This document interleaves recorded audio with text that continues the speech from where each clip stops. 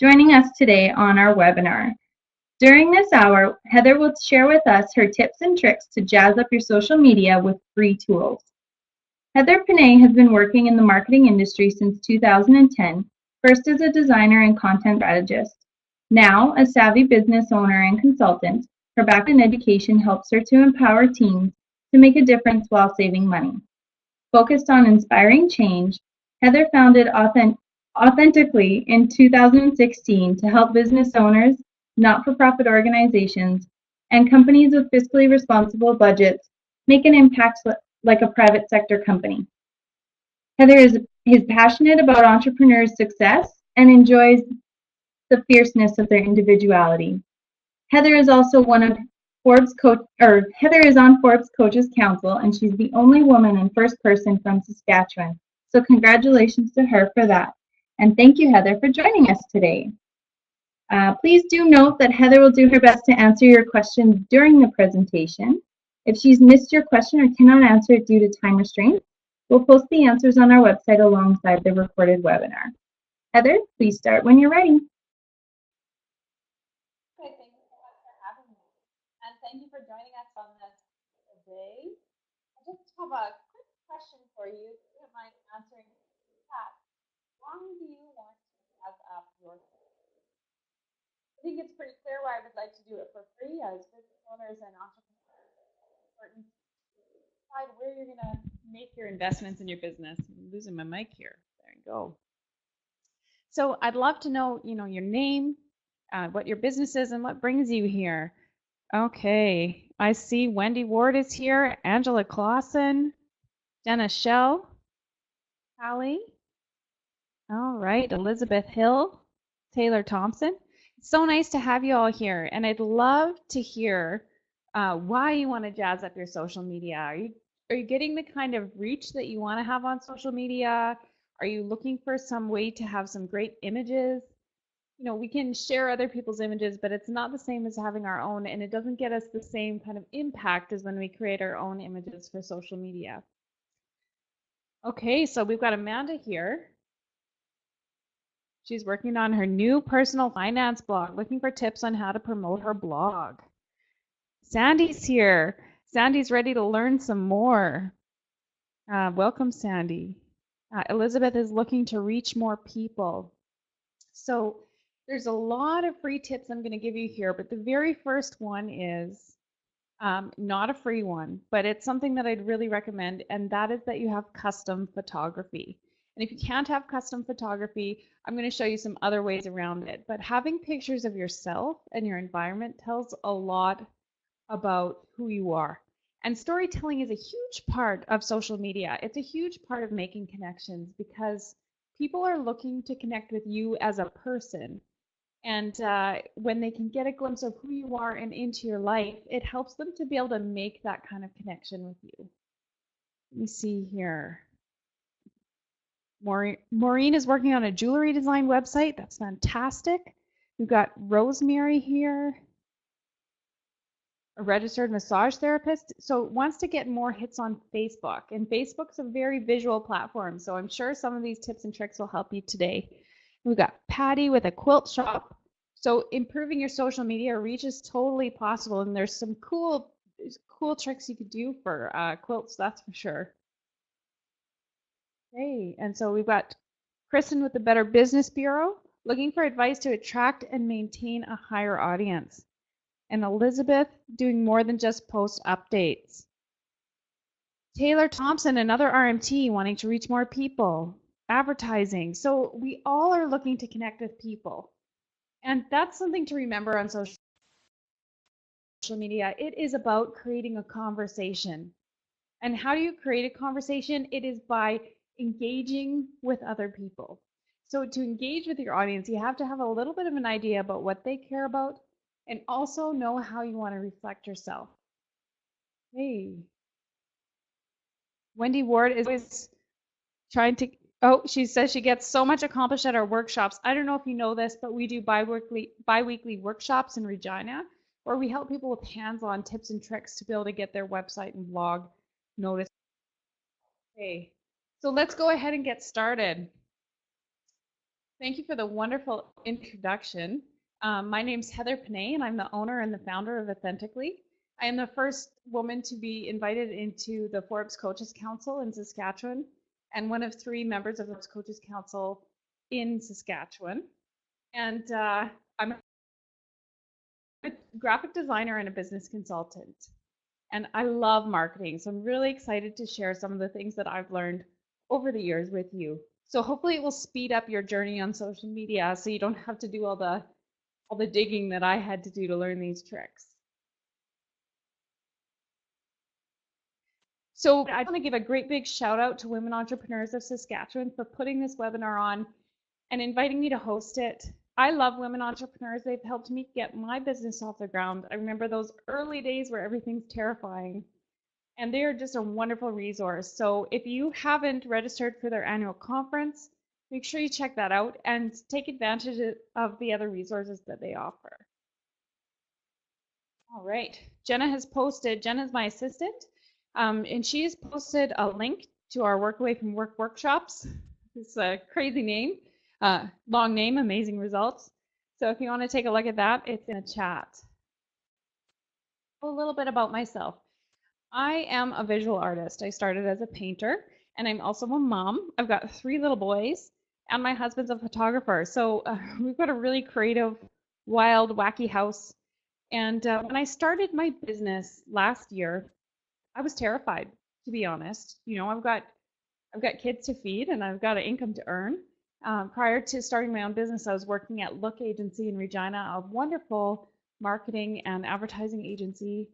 And I had the honor there of starting Hilberg and Burke's blog, H&B Life. And so I worked on that for a year, and it was wonderful. But, you know, some of us are just designed to be our own boss. And being a business owner has been one of the best things that's happened to me. And like I said, a year ago, I walked into Women Entrepreneurs office terrified, and they were just so invaluable to my growth. So I can't give them a big enough kudos for that. So these are my babies. That picture is a little bit old. The little guys are a little bit bigger now. So jazzing up your social media. So it's one thing to have a social presence.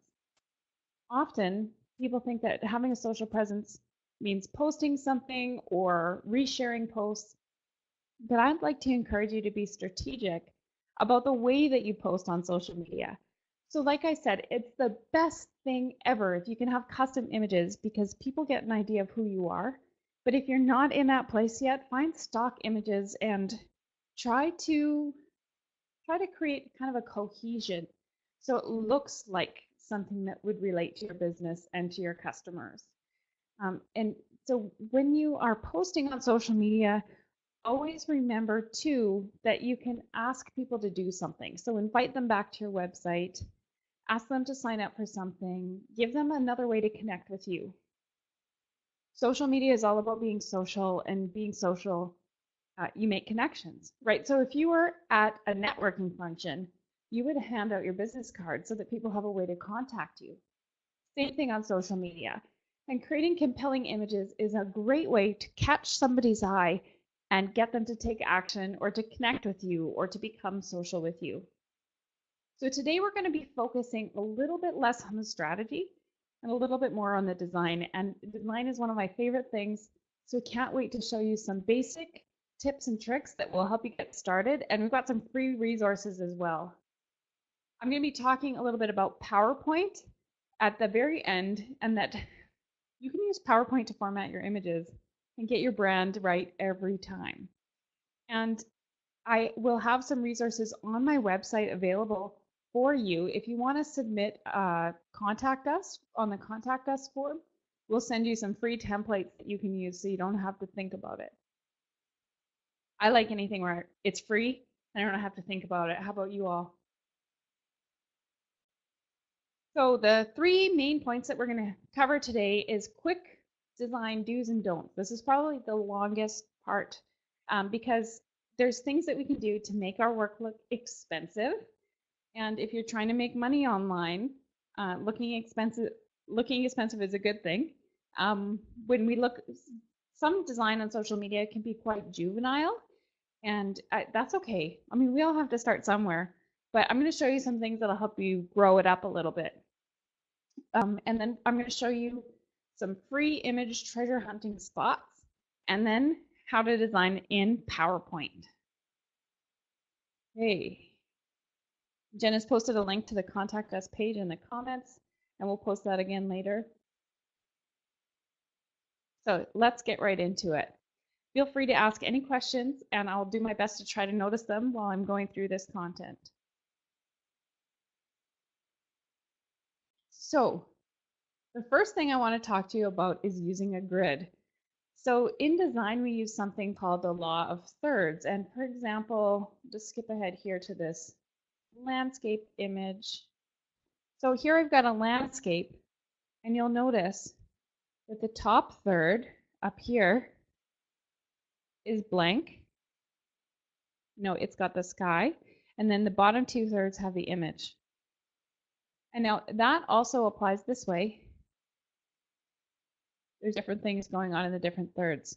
So for centuries, artists have been using the law of thirds to create beautiful compositions. And I'm going to show you how. And you don't even have to take an art history class. Bonus, hey? Unless you want to. I mean, I'd take as many as I could.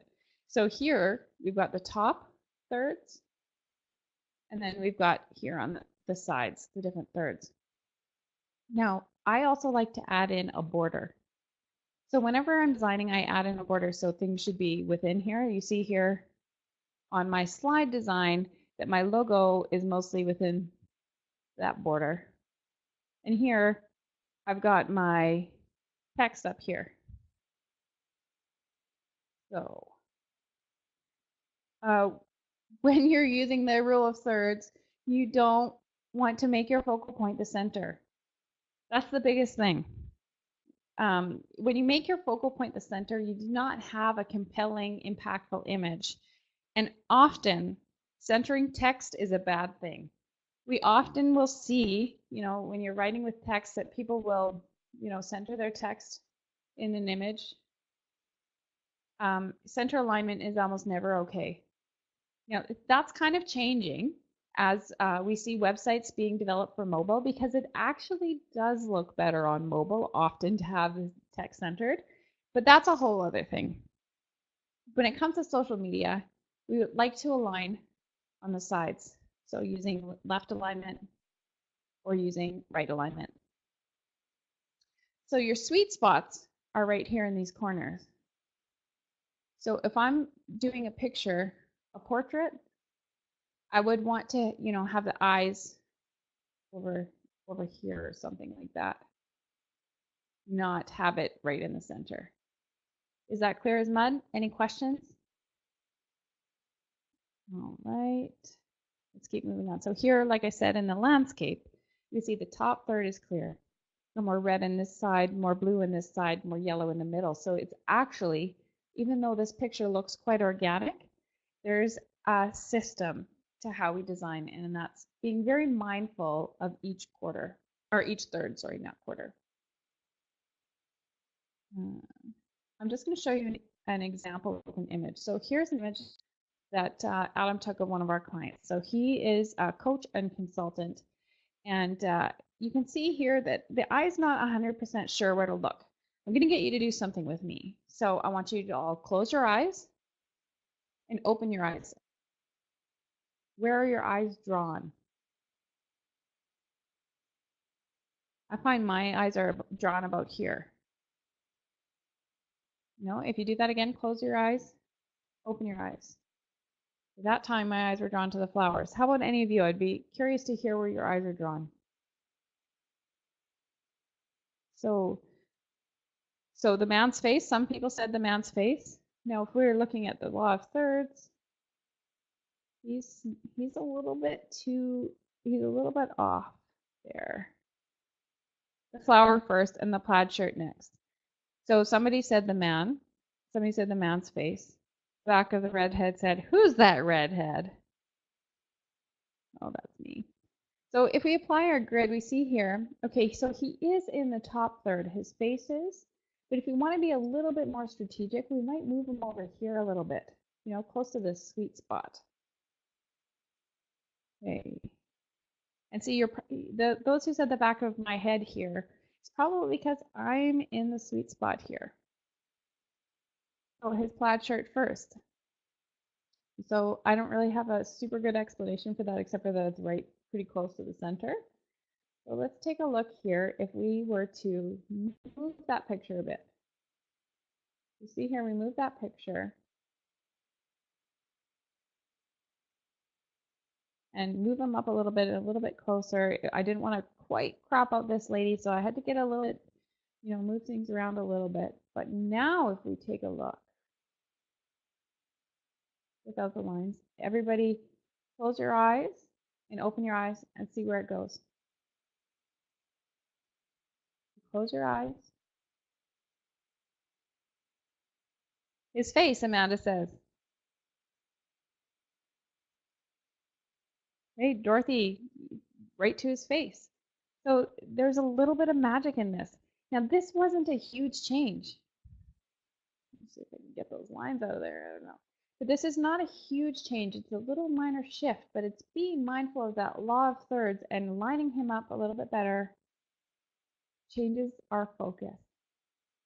So see, design is a powerful tool. It's a psychological tool. And we can tell the eye where to look with subtle things like this. Isn't that amazing? And a grid is a designer's best friend. So I'll show you a little bit more about that. Okay. Okay, Rosemary's asking about the free forms. I will let you know at the very end where to find those free forms. Okay. And if you send us a message on the contact us page on our website, we'll email them directly to you, is basically how that's going to work. So here in video 2, this is an image of a video that my husband and I were doing. We filmed a course, and I am centered. I am centered for this one. We found it to be best. Often, I will like to have myself, you know, in this area. That's me. Oh! But in this case, we decided to do centered. So if I was over here, then that gives me room to write words over here. But what we do, because we wanted to frame it centered, is we got my eyes up in the top third there. Do you see that? The eyes are up in the top third. So that gets your attention there. So eyes are powerful. And if you are looking for some more design tips, this is one of the first books I read on graphic design because I studied as a painter and I studied fine art, and graphic art is quite a lot different. I started with this book, the Non-Designer's Design Book, and the lady that wrote it is named Robin Williams. So she gives some basic design and typographic principles for the visual novice, she calls it. Now, what's interesting about this is they finally redid the cover. This is what the cover used to look like. It was the worst design cover I've ever seen for a fantastic design book. So that's kind of ironic. Maybe it was cool at one time, I don't know. But so something that stinks. It stinks when things float around the visual. So alignment is a powerful tool. So when we're using words and images, it's important to think about that grid as well. And I'll show you what I mean. So when we line things up here, see this word, these words are lined up with the picture. Now these words are all lined up together. We're using that grid again. So alignment is the first principle. When you have things all floating around in there, it stinks. The eye doesn't know where to look. You have to tell the eye where to look, especially we have such a short attention span when it comes to online and social media. Do you want your audience to have to look around to tell what you're trying to say, or do you want them to be able to know right away what you're trying to get at? So alignment is a powerful tool for that. So you see, I move that image over so it lines up on the third. right? Then I'm going to show you another trick here. So it rocks when things are anchored. So here I've got a picture of myself with one of my clients, Tina Baudry-Miller. So Wendy's happy about that one. So another thing that I did is I stretched out this word. So it lines up on both of the thirds. You wouldn't necessarily know that because you don't normally see the grid. And you'll see here as well that this is anchored on the line. These words line up with the line. So these are things you don't necessarily notice, but I'd challenge you to look at design that you feel gets your attention, design that doesn't. One of the big things will be alignment. And designers often use a grid. I would say always use a grid. Whoops, sorry, there you go. This Mike likes to travel. So you see that difference? That's what it looks like without the grid. Is that easier to read to you than, for example, this one? And everything's lined up? Yes, much easier to read. And that's the goal, is to get things super simple and easy to read, because we don't want to waste people's time. We want to get their attention and either sell our products, get them to book a massage, get them to engage with us. So here's another thing, proximity. So how close things are together shows relationship. So if you were to, for example, show a picture of yourself with your partner, and there's a big space between you. One of you is looking off to the side over here. One of you is looking off to the side over here. Does that show a close relationship or a disconnect? When you are thinking about proximity, like for example, how close Tina and I are here together, you can tell that we're pretty happy working together, right? Now, if we were standing apart, that shows a different relationship. So here, you can see a disconnect. But here, you might say, it rocks when things is connected. So I'm going to get a little bit more complicated in my grid, and I do use a lot of rulers when I'm designing things. So here, when we talk about contrast, you'll see here, this is where my grid goes, right? So there's another ruler. So it rocks when things are anchored. So contrast is where you see here that this is a heavy version of this font. And it makes it even easier for things to read unless you go really crazy. I'm going to challenge you to find 2 to 3 fonts for your brand and stick to them. Stick to them religiously on your social media, on your website, on your letterhead, in your emails, as best as you can. So when you use more than 3 fonts, you start to look like you can't commit to your typeface, right? So I don't know if you've seen certain people seem to do a good job on their, maybe you don't notice this as much as me. Maybe you just get obsessed with this stuff when you live in the design world. So I'm curious actually to see if you've noticed certain people who use a lot of social media, but they use a lot of those apps on their cell phones. And there's so many different fonts, it's hard to tell if it's their image or if they've copy and pasted it from somebody else's social media and kind of stole or appropriated that image. I don't know if any of you noticed that, but my brand uses 2 fonts, but it actually counts as 3, and I'll tell you why. So I've got, this is my main font here. My font is called Futura. So this is the book version of the font, and that's the thin version of the font.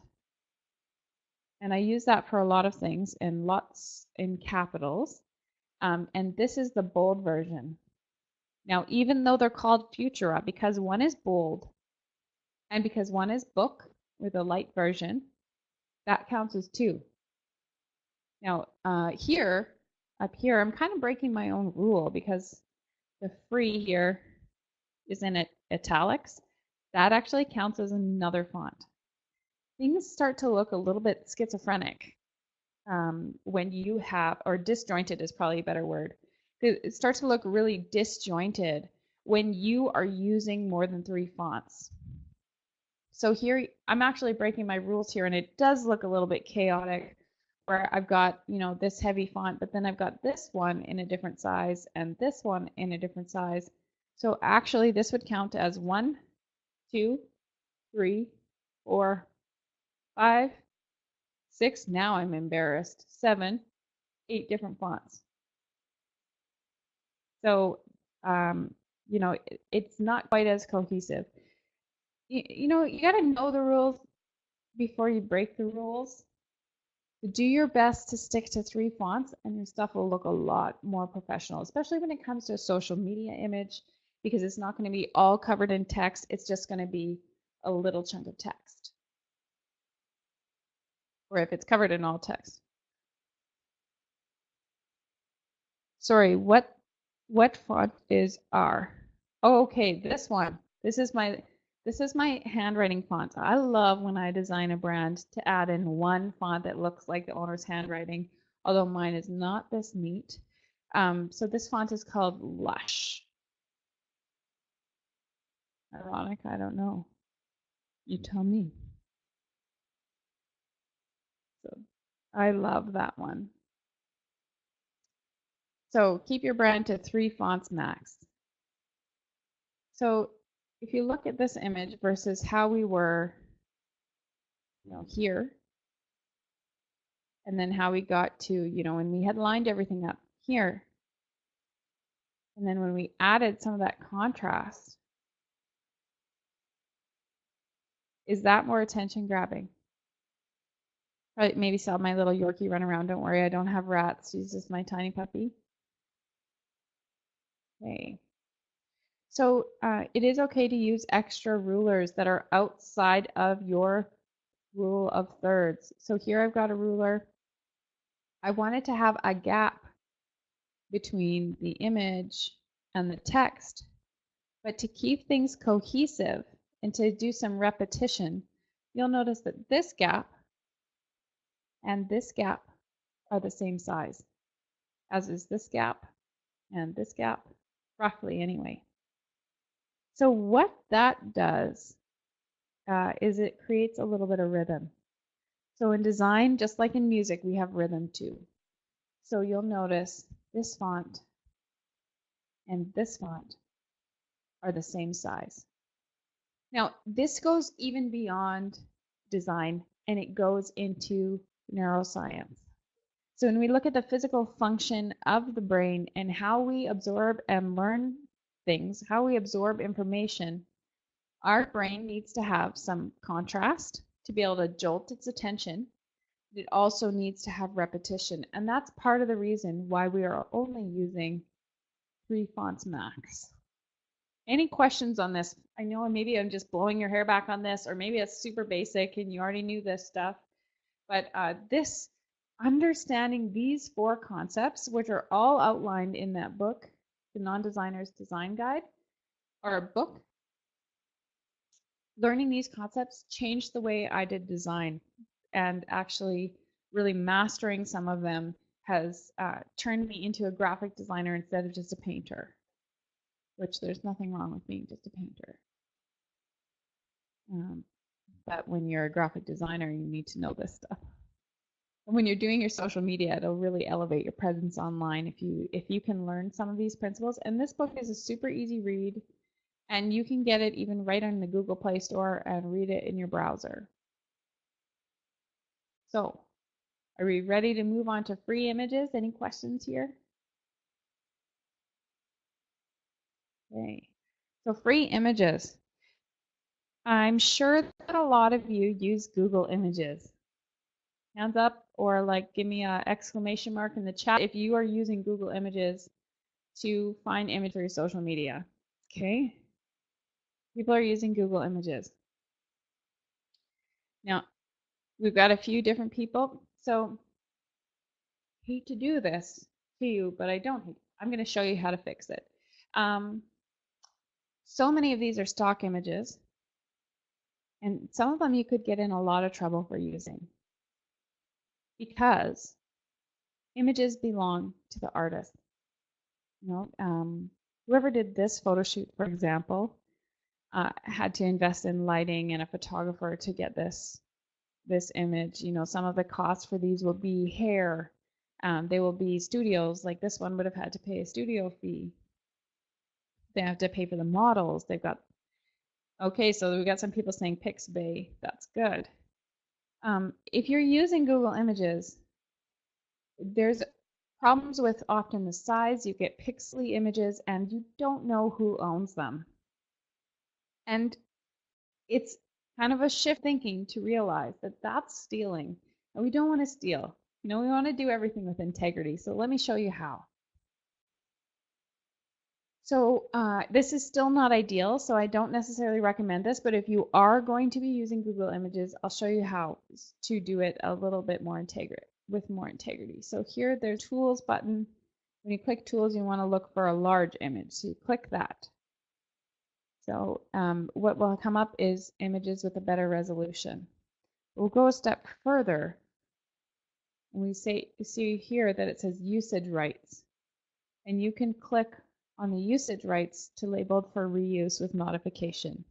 So if you can't find what you're looking for in a stock image, and I really suggest that you look for stock images, then that is one option. But there are better options. So here, this is one of my favorites. They do not have a good search function, so you have to have a little bit more time to spend on here. But Pexels brings in free stock images from all over the world.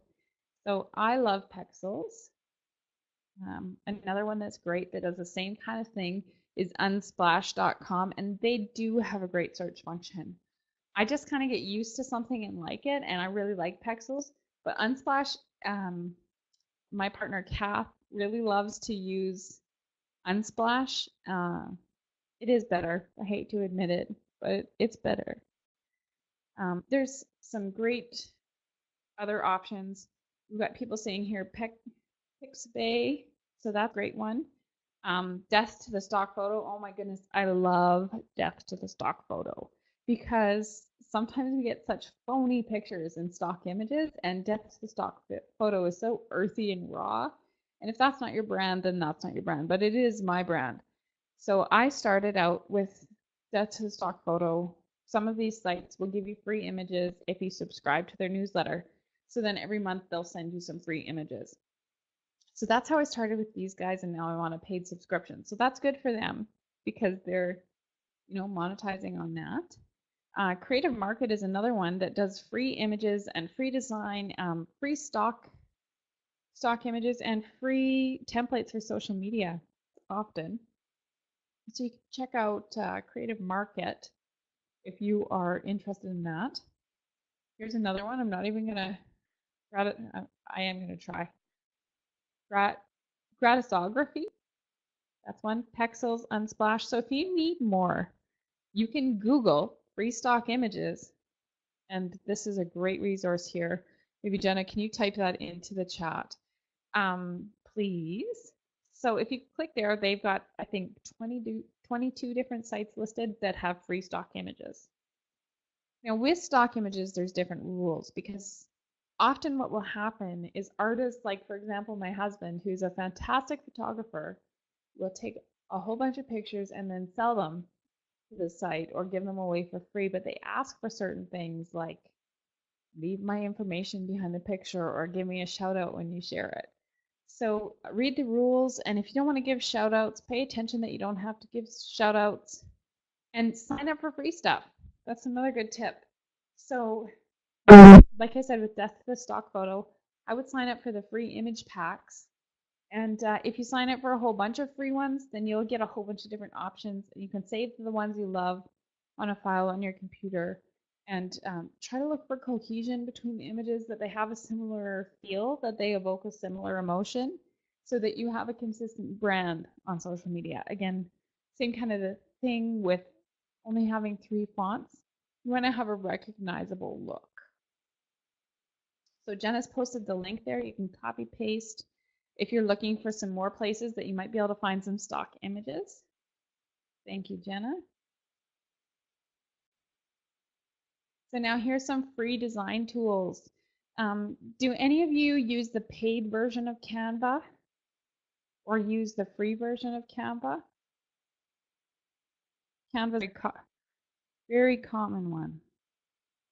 I have the Adobe Creative Cloud, so I use a lot of InDesign and a lot of Photoshop and Adobe Illustrator, but those are complicated programs. And you don't need the complicated programs when you're just getting started. Okay, so we've got the free one. Now, there's nothing wrong with using Canva. Canva is great, and the free version is fine. But what's important to me is consistency. So people know who they're talking to, that they begin to trust and recognize your brand. So creating some consistency means that you're going to need to use the same fonts. So if you're using the free version of Canva, you want to try to customize your fonts to the same one each time. And I know with the paid one, you can save your brand fonts so that you have a little bit more cohesion. So that's just one little tip there. So here's a few free tools: Canva, Infogram, Pablo, Genially, and Quotes Cover. So if you're doing a lot of quotes, you might want to check that one out. If you are doing a lot of quotes, I really recommend that you start to use 2 fonts until you get really good at it, and then you can pepper in your third. So, did any of you know before seeing the ad for this class that you could design your social media images right in PowerPoint? I'm curious to know what you have to say. So, what's interesting? Oh, nope, a lot of nopes. Well, you know what? I have a little treasure chest here of templates for social media for PowerPoint that we'll send to you if you contact us and ask for it. I'll send it to you. I don't have it live on my website yet, so you're going to be the very first ones to be able to get that for free. Okay, so when you go into PowerPoint, there's often the 2 different options for getting your slideshow sent up. You know, do you want the huge wide presentation, or do you want the boxy clunky one? But you can actually customize what size that you design your images in. Now, one of the benefits for this is where it's different than Canva is you can use your 2 to 3 fonts that are recognized in your brand. You can throw your logo on top. You could put a box on, and you can click to format the image, and you can bring the transparency down so that you can see things clearly. It's really neat. So if you are a novice designer, most of us have access to PowerPoint. You can do the same thing in Keynote on a Mac, or you can go to Google and do Google Sheets, which is essentially the same thing as PowerPoint, only it's online. And that is a fantastic way to collaborate with your team. Oh, here's some quick tips for PowerPoint. So adjust the canvas size. You don't have to keep it the original size it was, like we just talked about. So what you can do is I didn't pull up these sharing sizes because these change so frequently. So there's a certain ratio that can be used for Instagram or Facebook or Pinterest or wherever you are online. Yeah, woohoo, free stuff, Wendy says. I love free stuff too. So you can adjust the canvas size, but Google it. You'd be surprised how many times we get paid to Google things for clients. You know, all the information is right there. If you have a question, chances are somebody else has had that question and somebody's written about it online. Chances are pretty high. So if you're looking for the best sharing sizes, just Google best sharing sizes for Facebook, for example, if you're looking for that. Or if you're creating a new cover image for your page, look for the best sharing sizes for Facebook cover images. There'll be so many results. So you can add in your images, add in your text. Remember, 3 fonts max. Get really good at 2, and then you can go to 3. Check your grid and rules. So same kind of thing as we were looking at that picture of my client Neil, just a ever so slight adjustment gets your attention. And you know, if you don't want to use a ruler, that's fine. Close your eyes, open them, look at the image and see where your eye goes. That is a powerful tool. Close and open. That'll let you know where your ideal audience is going to be looking as well. But remember, basically, you want to keep your good stuff around here, right? And not here, because that's the stinky face one. Makes sense? There is mud. So next, we click Save As. And instead of saving it as a presentation, instead of saving it as a PDF, you can save it as a .png or as a JPEG, and then it's good to go. You're ready to share it on social media. So one thing you could do is if you're having a particularly creative day, you know, maybe make a beautiful latte, a beautiful cup of tea, grab, you know, a bottle or a cup of wine, and crush out your social media images all in one day and schedule them out. And then that headache is out of your hair. And so in those times where you'd normally be posting, what you can do is actually connect with people. So ask questions, engage, listen to what they're saying, get to know them as people. It's so important to remember that on the other side of social media, there are human beings and people. That you don't just have to share facts about what you do and what you offer. What we want to get to is what they care about. So for example, I think we have 3 registered massage therapists on here today, which is awesome. Do you think that your clients care about the qualifications that you have? Maybe, but neuroscience tells us that we make 95% of our decisions with the parts of the brain that respond to emotion and feeling connected. So mostly what they want to know is, am I going to feel comfortable in your space? And can you help me with this issue I have? So Tracy's saying, yes, I'm going to challenge you, Tracy, to really think about that. When you're looking for something like, say, a water heater, do you get overwhelmed with all the facts and figures, or do you want to know how easy is it going to be to install? Will it solve my problem? And is it going to break the bank? That's basically what you want to know. You know, clients are looking based on their needs, and they want to be reached on an emotional level. So I saw, Claire, that you're in here. For example, some of your clients are going to want to know, is this speaker going to meet our organization's needs or this event's needs? And speakers are going to want to know, are these people going to be able to help me, mentor me, and help me get in front of the right people and to build my career? And maybe they want to know, will people really care about my stories? So they're looking less into what you offer and how what you offer. They're looking more into how what you offer is going to impact and change their lives. Is there any questions around that concept? Because it's foreign to a lot of us. I met one lady once who had 5 about pages on her website. The problem with that is, you know, she was giving ancient history about what she was doing. She was giving history about how she got started. And these weren't just short little pages. These were super long, verbose pages. The reality is her clients wanted to know, is this going to work in my home? And can I afford it? And how easy is installation? Okay, so Elizabeth says that's not good. I'd love to know, Elizabeth, what's not good. I'm a little bit curious about that's got my attention there. So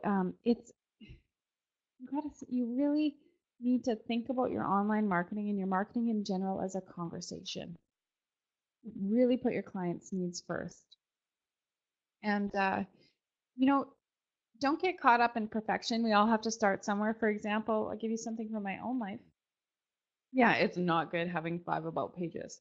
And a lot of us think, like, we stroke our own egos on our websites and talk so much about what we do. What clients want to know, how does it benefit me? Is it going to work for me? So talking about not getting hung up on perfectionism, when I built my business, I wasn't 100% sure what I was going to do because I have expertise in content marketing and website development. I'm an artist, I'm a great writer, and I didn't know exactly what I was going to do. I just knew that I needed to work for myself. So my website content is pretty ambiguous. And I've been so busy in my business, which is fantastic, that I haven't gone up and cleaned up my own website to match what I offer my clients. I haven't solved those pain points. But you know what? That's life. We grow and we learn and we get to know our clients, but always be moving in that direction of having conversation and relationship with those ideal clients. Yeah, I need to work away from work workshop for sure. I would love that. So our work away from work workshops, we founded them for that very reason. How hard is it to get time to work on your business instead of just in your business? It's so hard. So what we do is every second Friday, we get together for 3 hours with whoever signs up. And what we do is a half an hour lesson. We'll teach you about one thing. For example, tomorrow we're going to be teaching about how to. So how to write a how-to blog, because how-to blogs get found a lot online. And so we're going to teach a half an hour lesson, and then we're going to actually let our clients work and work with them on building up that content so that they have stuff to share and you're not getting hung up on perfectionism. You're actually getting stuff done. So that's the work away from work workshop. Okay. So if you would rather than trying to figure it all out and get started in PowerPoint to create social media images, what you can do is visit us on our site, go to the contact page, and then just send us a note and ask for them. And Jenna and I will send them out to you because I've been working really hard to make them fantastic for you so that all you have to do is go in and change your images, customize your fonts, and you'll be laughing. You'll be able to make any size image you want. So there's 50 templates for Twitter, 20 for Facebook, 10 for LinkedIn, 10 for Pinterest, and 10 for Instagram. So that should be enough to get you started. Okay. Sandra has some great feedback here. Quitting is all about emotions, memories, comfort. Oh, quilting. Emotions, memories, comfort, fabric feel, and stories they evoke. Places where quilts exist. How do you ask? How would a retail quilt shop touch emotions? Great job, Sandy, answering that question. So essentially, selling quilt making fabrics, notions, and give classes. So yeah, quilts are definitely, like Sandy said, memories, comfort, fabric feel, and stories they evoke. Places where quilts exist. Think about, for example, I love quilting. I'm big into folk arts. So for example, you think about some of those quilts that tell stories, heirloom quilts, that sort of thing. In your images, you'd be thinking about, sometimes when we buy a book, we think we're buying the time to read it.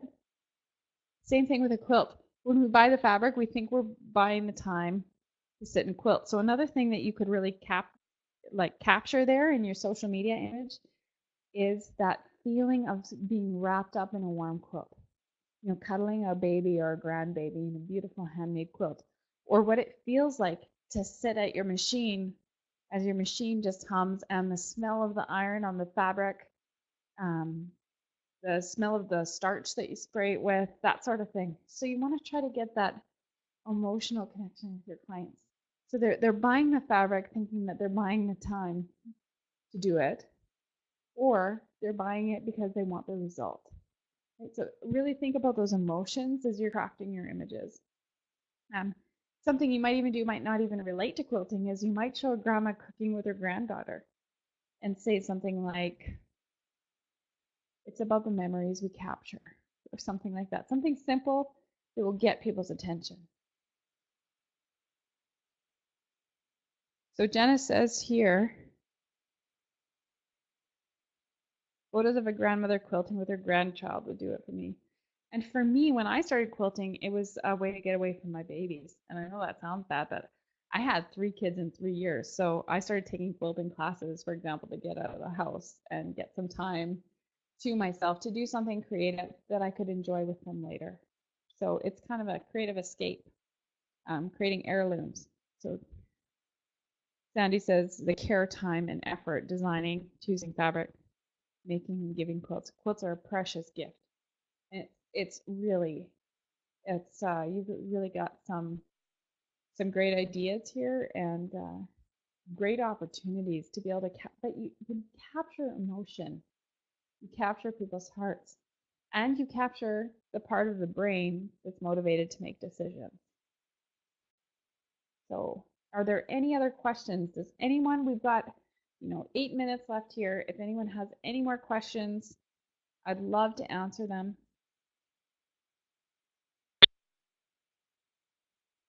So you see some people typing this up while we're waiting to hear. I'd like to mention, I called her my partner. We have our own businesses. So this is a picture here of Kath, and Kath and I have worked really closely together over the last year. I actually met Kath when we were both starting our businesses. We were both building websites on Squarespace. And at first we were nervous about each other because, we're infringing on each other's market until we realized how powerful we could be when we work together. And what's interesting about Kath is she has a background in journalism and education. I don't know if you know this about me, but I have a background in education, an arts educator. So when we work together, we always have been talking about how we love to teach. And that's why we developed the Work Away from Work workshops. So instead of paying our hourly $75, we get 6 hours of both Kath and I. Get whatever out everything. So find that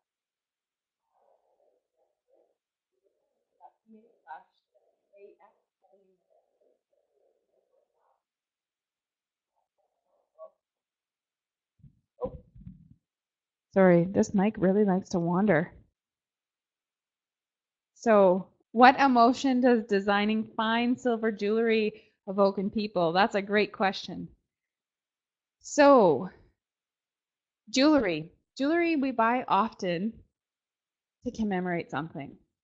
I don't know about you, but I will buy myself something if I'm in a certain mood, and I will buy myself something that's more expensive to commemorate something. So, having a baby, starting a new job, for a birthday, for somebody that you really care about, say thank you. So jewelry is something that can last and last, similar to a quilt. So yeah, so Sandra's giving some great ideas again here. So ancient crafts, sparkle, special. So you can talk about, it depends on really what your jewelry looks like. If it's a little bit more earthy, you might want to go with that earthy feel. So to connect with that limbic brain, which is responsible for making decisions, you want to think about creating a culture. So what do these people want to feel connected to, and what do they want to commemorate in their lives? So if it is celebrating a season of their life or celebrating motherhood, that's one thing. If it's about, I think of Kat Cadogan. I love her handcrafted silver jewelry, and that's about more embracing that earth woman inside you and celebrating that earth woman and making an investment in yourself. So we got some great suggestions here in the chat. I love this. So Kristen says the kinds of occasions I would find myself wearing them.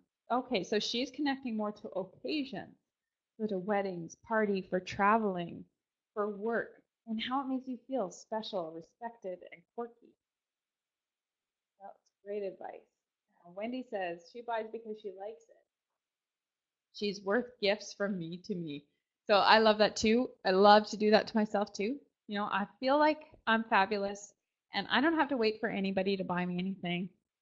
So I buy myself, that kind of feeling. So you got to really narrow down to what your clients are buying for. What reason are they buying for? And then have that conversation with them. So Patty says she inherited some jewelry from her mom. For her, it's love and memories.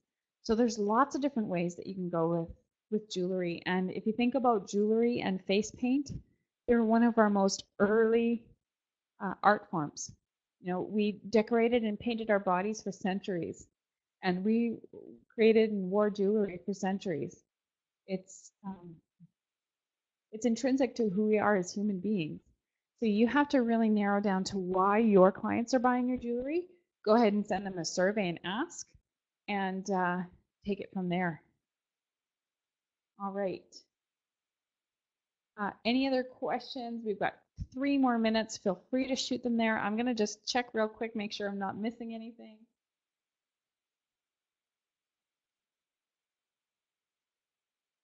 Wendy's asking, will you be doing a Friday workshop on creating PowerPoint for hands-on practice? Well, we had one of those scheduled and that didn't happen. That one didn't end up happening, but we could definitely do that. If any of you are interested in coming to a hands-on workshop where we show you how to manipulate PowerPoint images, we'll reschedule one. We can check. Maybe Jenna, if you wouldn't mind checking real quick if there's one already scheduled that has to do with creating free images. I know we had that scheduled about a month ago. Well, anyway, ladies, I want to thank you so much for coming out. Feel free to shoot any questions in there if you have them.